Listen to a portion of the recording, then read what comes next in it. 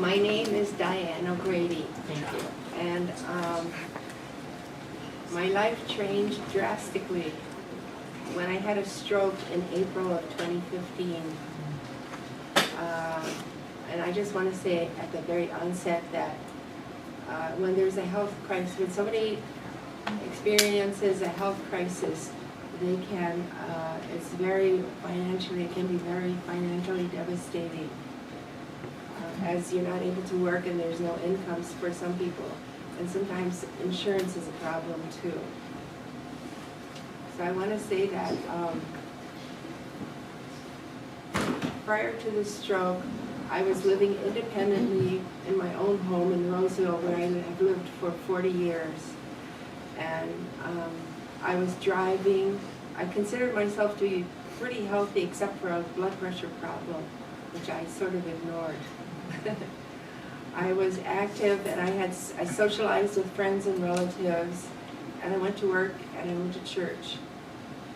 I have been a nurse for probably 47 years, I think, but more than half of that has been as a nurse practitioner. So I had a very good job before this all happened. So let's see. After the stroke, which affected my left side, my left leg's pretty good, and I'm still working on my left arm, still going to therapies. And so I learned how to walk again. I'm not able to drive. I can't work. I have a slight speech problem and swallowing problems, although they have improved, but they're still not back to baseline. My brain was affected also. So sometimes I do have memory problems, and I have problems with analytical and organizational and sequencing skills. An example of sequencing would be when you're driving and you're thinking about where you're going and the path where you're going. That's an example. And my energy is low, although it is getting better also.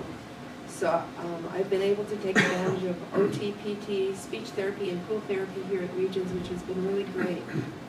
I'm grateful to have those services. It's really been helpful to me.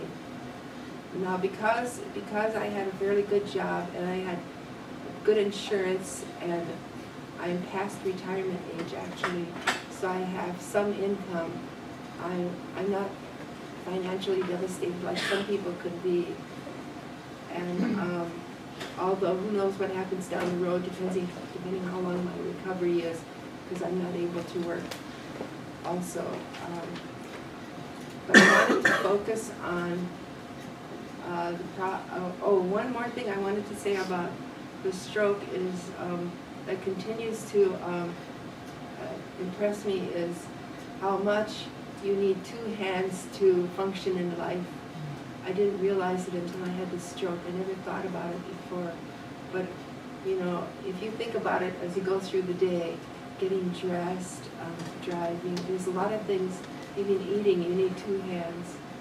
And I just never thought about it before. Now of course I do. The problem I wanted to focus on too is I wanted to talk about the medical assistance program. I haven't had to take advantage of that yet.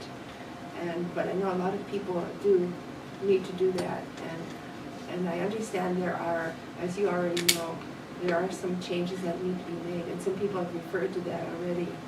So I'm asking you to look into and consider supporting the medical assistance reform so people can be more confident, become more independent. That's a big thing to me, becoming independent, and discontinue. And perhaps down the road they discontinue the need for medical assistance because they've been helped. So thank you so much for listening. Thank you for your testimony, Ms. O'Grady.